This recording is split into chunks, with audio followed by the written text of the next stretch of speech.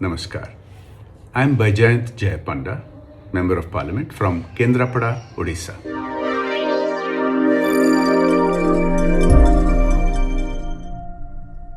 Unfortunately, our Parliament has become known more for disruption and chaos than for what parliaments are supposed to do, such as ask questions, have debates, and other parliamentary procedures.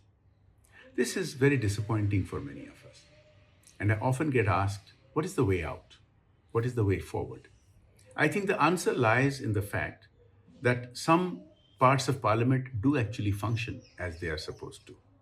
So, for example, the committees. Now, there are different kinds of committees, such as standing committees.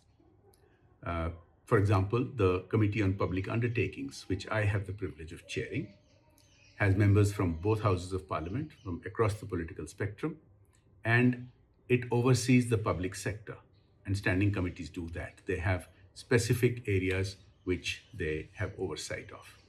Then there are select committees and other kinds of committees which are set up for a short term to deal with a very specific aspect. If you look at the committee's reports, they by and large function as they are supposed to. They have discussion, they have debates, even if they have disagreements, they are ironed out through debates rather than through disruption. And they function as mini parliaments. And if you look at the reports that are laid in parliament by the committees, and then they become public, you will see that they have by and large done a very good job. There is a major difference between how parliament and committees function, although otherwise the rules are very similar.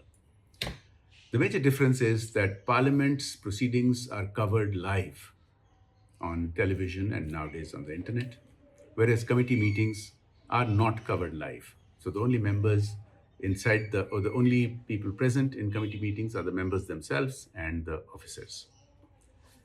The difference may have to do with the following.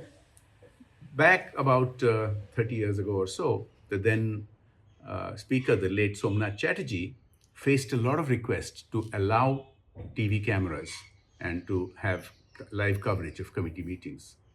But he overruled them because even then, main parliament's proceedings were getting disrupted.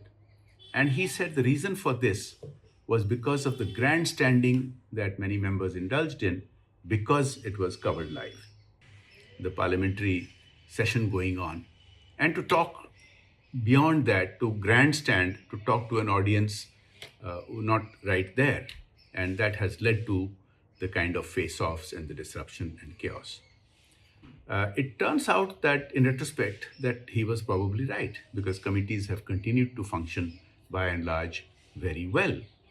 As I said, all those disagreements and different viewpoints are ironed out through debate and discussion and not through disruption and grandstanding because there is no one to grandstand to. In the last 2 decades, something similar has happened outside. So what TV cameras did to legislatures, in our country at least, social media seems to have done to society at large.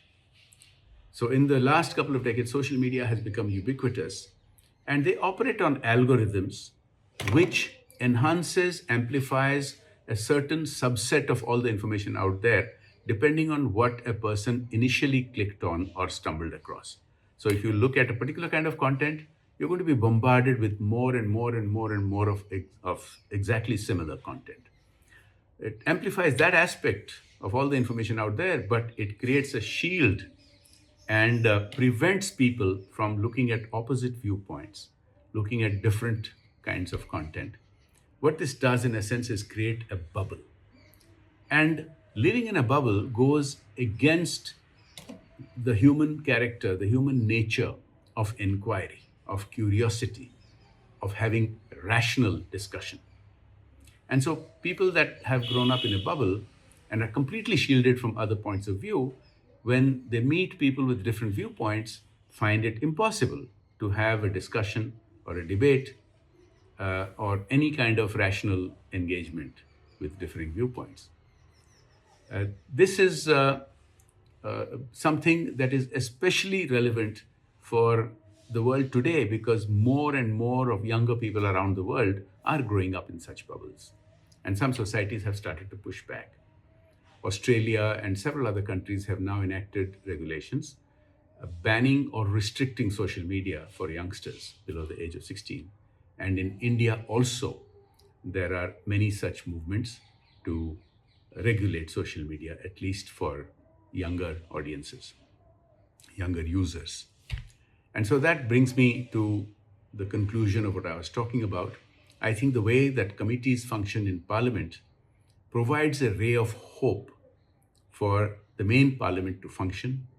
Now, it is still an open debate about whether parliamentary proceedings should be televised or not. Many people think that it improves transparency, but of course, there have been parliaments before the era of television and before the era of modern communications, and the track record was good in most cases. I think it is an open debate as to where do we find the balance of transparency and effectiveness in a democratic system. And this becomes particularly relevant when we realize that we have the largest democracy, not just today, but ever in human history. Thank you. I hope you will think about some of these issues and contribute positively to how we shape our destiny as Indians and in the manners in which we function in institutions such as Parliament.